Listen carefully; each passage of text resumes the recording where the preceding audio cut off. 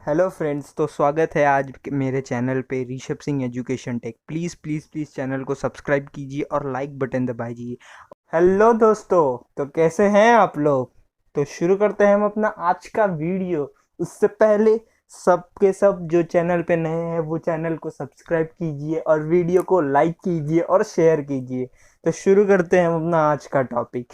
तो आज का जो हमारा टॉपिक है वो है एटॉमिक ऑर्बिटल, और स्पेसिफिकली एटॉमिक ऑर्बिटल में हम पढ़ेंगे आज बोर्स ऑर्बिट। मतलब मैं लिख देता हूँ टॉपिक का नाम, एटॉमिक ऑर्बिटल। एटॉमिक ऑर्बिटल और उसका सब टॉपिक जो आज हम पढ़ेंगे वो है बोर्स ऑर्बिट। ऑर्बिट, ठीक है। तो वीडियो को शुरू करने से पहले मैं आपको थोड़ा बेसिक्स बता देता हूँ, मतलब इसमें मैं क्या बताने वाला हूँ कैसे। जैसे कि शुरू करते हैं वीडियो को। जैसे कि आप लोग ने देखा रहेगा कि हमारा जैसे एक मेटल रॉड है, ठीक है। मान लीजिए एक ये मेटल रॉड है, तो मैं आयन का एक मेटल रॉड ड्रॉ कर देता हूँ। ये मान लीजिए मेरा एक मेटल रॉड है, रफली ड्राइंग कर रहा हूँ मैं। ये एक मेरा मेटल रॉड है आयन का, ठीक है। आयन का मेटल रॉड है। अब आप आपने देखा रहेगा कि हम अगर इस मेटल को हीट करें, मतलब यहाँ से समझ लीजिए बर्नर है, तो यहाँ से हम इसे हीट दे रहे हैं। ऐसे तो हम उसमें कोई कलर नहीं देखते, बट उसको जब हम हीट करेंगे, जो उसके अंदर के इलेक्ट्रॉन्स रहेंगे वो एक्साइटेड होंगे, तो उसमें से कलर मतलब हमने दिखने को मिलेगा। और वो कलर क्या है, जैसे कि अभी आप रहेगा तो आप रेड कलर देख सकते हो। अगर आपने मेटल को हीट किया, अगर बेसिकली आपने आयन को हीट किया, अगर आयन के रॉड को आप हीट कर रहे हैं तो आप रेड कलर दिखेंगे। हमें कौन सा कलर दिखेगा, यहाँ से हमें रेड कलर, आयन का कलर हमें रेड दिखेगा, ठीक है। और फिर उसके बाद थोड़ा और हीट किया और हीट किया और हीट किया, जब वो 1100 से 1200 केल्विन तक पहुंचेगा, तब उसका कलर चेंज हो जाएगा, फिर वो हमें ब्लू कलर का दिखेगा। तो आपने सोचा रहेगा ये एलिमेंट्स को ऐसे कलरिंग क्यों आते हैं, क्यों हमें एलिमेंट्स के डिफरेंट डिफरेंट कलर दिखते हैं। जैसे कि हम किसी भी मेटल को लेके अगर हीट कर रहे हैं तो उसे हमें येलो कलर, ब्लू कलर, ये क्यों दिखता है। तो वो सब बेसिक वो एटॉमिक ऑर्बिटल्स के टॉपिक में आता है, और उसमें स्पेसिफिकली ये बोर्स ऑर्बिट ने बताया है कि क्यों ये कलरिंग फैक्टर्स दिखता है। तो शुरू करते हैं वीडियो को। क्या है मतलब क्यों ऐसा पॉसिबल होता है।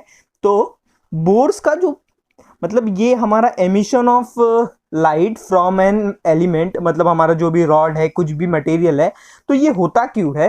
तो ये ऐसा क्वेश्चन था, तो इसके लिए बोर्स के दो लॉ है। Bohr's orbit law, first orbit law, second orbit law. First orbit law ही था मतलब हमारे एमिशन ऑफ लाइट के लिए, और सेकेंड ऑर्बिट लॉ था उसका एंगुलर मोमेंटम के लिए, ऑर्बिट के एंगुलर मोमेंटम के लिए। तो मैं फर्स्ट ऑर्बिट लॉ लिखता हूँ। First law. तो इन्होंने हमें अपने फर्स्ट लॉ में बताया, व्हेन एन इलेक्ट्रॉन, में लिख देता हूं, when an electron jumps from an orbit of higher energy to an orbit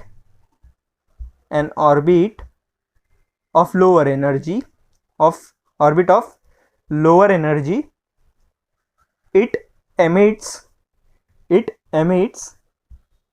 energy in form of photons. अब आपको फोटॉन्स का कंसेप्ट, और ये अगर आपको इलेक्ट्रोकेमिकल कंसेप्ट नहीं पता होगा तो आप मेरे वीडियो में देख लीजिए। ये सजेस्टेड मैंने वीडियो डाला है, मैं उसको सजेस्ट कर दूंगा और डिस्क्रिप्शन में उसका लिंक भी दे दूंगा। तो इलेक्ट्रोकेमिकल सीरीज का पहले वीडियो देख लीजिए, तभी आपको समझेगा क्या है। तो मैं ये अभी लॉ आपको समझा देता हूँ बेसिकली क्या है। मान लीजिए हमारे पास ये इलेक्ट्रॉन है, ठीक है। ये हाइड्रोजन का न्यूक्लियस है और ये उसका फर्स्ट ऑर्बिट है, ठीक है। ये उसका फर्स्ट ऑर्बिट है, उसमें एक सिंगल इलेक्ट्रॉन है, और ये हाइड्रोजन का सेकेंड ऑर्बिट है।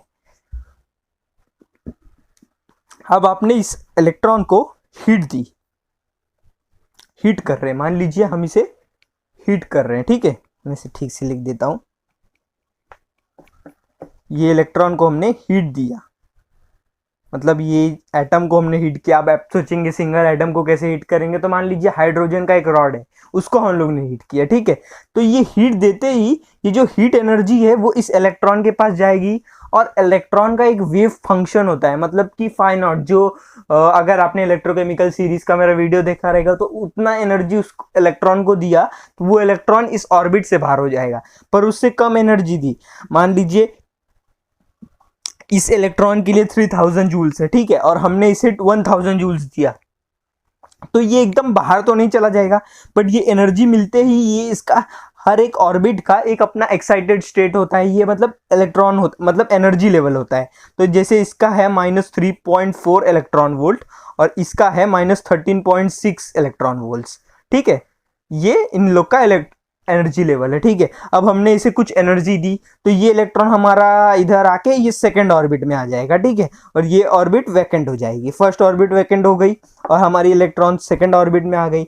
लेकिन ये इलेक्ट्रॉन का क्या एनर्जी है, इलेक्ट्रॉन तो फर्स्ट स्टेट में ही मतलब स्टेबल था, ठीक है। तो ये होने के बाद जब ये सेकेंड स्टेप आएगा तो ये इलेक्ट्रॉन जो है हमारा, मैं वापस बना लेता हूं हाइड्रोजन, और ये हमारा एटम सेकेंड, तो ये जो इलेक्ट्रॉन है ये वापस अपने फर्स्ट ऑर्बिट जो स्टेबल ऑर्बिट था ये वापस वहीं पे आना चाहेगा, मतलब ये अपने स्टेबल ऑर्बिट में आना चाहेगा।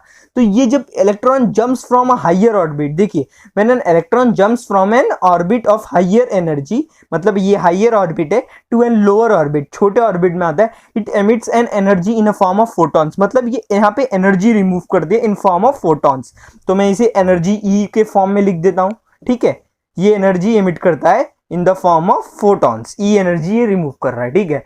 अब ये ई एनर्जी कितनी है, E is equals to H into frequency, H into mu, ठीक है, म्यू लिख सकते हो आप इसे, E is equals to H mu, ये इसका सिंबल हो गया। एनर्जी, इतनी एनर्जी वो रिमूव करता है, मतलब E is equals to Planck's constant और म्यूज की फ्रीक्वेंसी, इतनी फ्रीक्वेंसी वो रिमूव करता है। तो यही है एनर्जी का सिंबल, मतलब when an electron jumps from an higher orbit to a lower orbit, वो इतनी एनर्जी रिमूव करता है, ठीक है। अब इसे हम उसके फॉर्म में भी लिख सकते हैं कि अगर हमें इसे, मान लीजिए ये म्यू है तो frequency n is equals to C lambda होता है, ठीक है, सॉरी सी बाय लैम्बडा होता है हमारी, मतलब मान लीजिए पार्टिकल की वेलोसिटी क्या होती है, c is equals to N lambda, frequency into lambda, ठीक है। तो ये n is equals to V by lambda, तो हम इसे v is equals to H V by lambda लिख सकते हैं, e is equals to H V by lambda. तो ये हमें मिल गई एनर्जी का लैम्बडा के फॉर्म में। अब हमें एनर्जी किसी ने निकालने के लिए पूछ लिया तो हम ये फॉर्मूला लगा सकते हैं, बट अगर हमें ऑर्बिट्स दिया है, जैसे इलेक्ट्रॉन, हमें एक क्वेश्चन दिया है, मैं दिखाता हूं, एक मिनट, ठीक है। अब हमारा नेक्स्ट क्वेश्चन क्या है, एक क्वेश्चन है जैसे कि an electron jumps from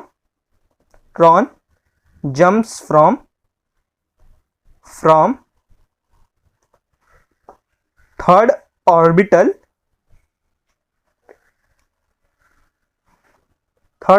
to second, ठीक है, ये हमें क्वेश्चन दिया, electron jumps from third orbital to second. तो ये इसके लिए ऐसे क्वेश्चन, तो उसका एनर्जी पूछ लिया तो आप कैसे निकालेंगे, अब वो फॉर्मूला तो वैलिड नहीं होगा। ये हमें यहाँ पे फॉर्मूला लिख देता हूँ, E is equals to H C by lambda, ठीक है, ये अब हमारा formula, C is equals to speed of light, तो ये हमारा फॉर्मूला वैलिड नहीं होगा, बट एनर्जी पूछा है तो एनर्जी कैसे निकालेंगे, तो इसके लिए एक और फॉर्मूला है, वो फॉर्मूला क्या है, 1 is equals to lambda is equals to R 1 upon n final square minus n 1 by n initial square. मतलब मैं फॉर्मूला बता देता हूं, 1 by lambda is equals to R ये हमारा कांस्टेंट है, इसे हम कहते हैं R is equals to Rydberg's constant, ठीक है, इसकी एक वैल्यू है कांस्टेंट, मैं इसकी वैल्यू लिख देता हूं, R is equals to 1.097 into 10 to the power 7 metre, ठीक है, ये हमारी R की वैल्यू है। 1 upon n square, n final square, मतलब जैसे इलेक्ट्रॉन हमारा थर्ड से सेकंड में आ रहा है तो उसकी फाइनल ऑर्बिट क्या है, सेकंड, तो यहाँ पे 4 आएगा, यहाँ पे सेकंड 2 आएगा, 2 का स्क्वायर, और एन इनिशियल मतलब कहाँ पे पहले था, तो वो थर्ड ऑर्बिट में था, तो हमारा थर्ड आएगा। तो अगर हमें इसकी वैल्यू निकालनी है तो हम ऐसे निकाल सकते हो, लैम्बडा इज इक्वल्स टू, ये फाइनल इसका सेकेंड ऑर्बिट है तो सेकेंड 2 स्क्वायर माइनस इनिशियल इसका थर्ड ऑर्बिट है तो ये 3 का स्क्वायर 9 हो जाएगा, ठीक है। ये इधर 2 का स्क्वायर 4 हो जाएगा, ठीक है। फिर इसे आप सॉल्व कर लीजिए, 9 माइनस 9 इधर जाएगा, 4 उधर जाएगा, 9 माइनस 4 तो कितना आएगा, 9 माइनस 4, 9 माइनस 4 आएगा, 9 minus 4 is equals to 5 upon 36, R is equals to 1 by lambda, तो lambda is equals to 36 upon 5 R. तो ये हमें लैम्बडा की वैल्यू मिल गई। अब ये लैम्बडा की वैल्यू हम यहाँ पे अपने अबव वाले इक्वेशन में डाल देंगे तो हमें एनर्जी की वैल्यू मिल जाएगी। ये दो एच और सी कांस्टेंट है, सी की value 3 into 10 to the power 8 और एच की value 6.6 into 10 to the power minus 34, तो एनर्जी मिल जाएगी। तो हमें एनर्जी कितनी इमिट हुई वो मिल जाएगी। तो ये हमारा बेसिक सा फॉर्मूला हो गया, ठीक है। यही फॉर्मूला था। अब ये मैं फॉर्मूला को साइड में लिख देता हूँ ताकि याद रहे।